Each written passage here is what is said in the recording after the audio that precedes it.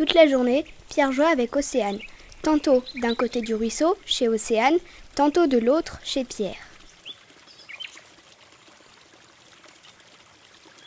Ouais, youhou! Allez, lance! Ouais!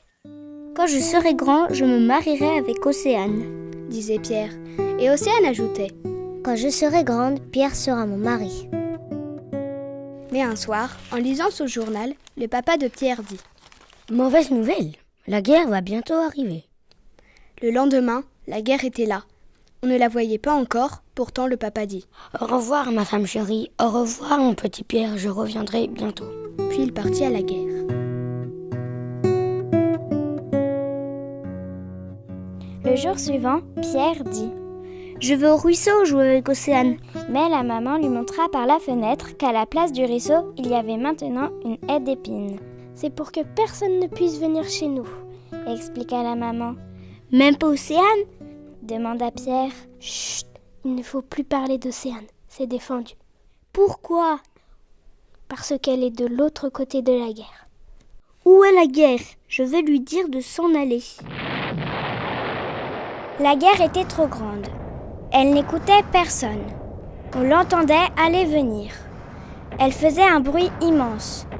Elle allumait de grands feux. Elle cassait tout. Cela dura si longtemps qu'on pensait que c'était pour toujours.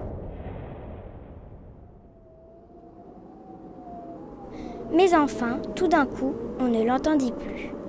Au lieu de son bruit, il y eut un grand silence. Ce jour-là, le papa revint. Il avait l'air fatigué. Il dit « Voilà, la guerre est finie. » Mais Pierre voyait bien que la haie d'épines était toujours là. Il dit « Ce n'est pas vrai, la guerre n'est pas morte. Pourquoi est-ce que tu ne l'as pas tuée ?» Le papa soupira. « La guerre ne meurt jamais, mon petit Pierre. Elle s'endort seulement de temps en temps.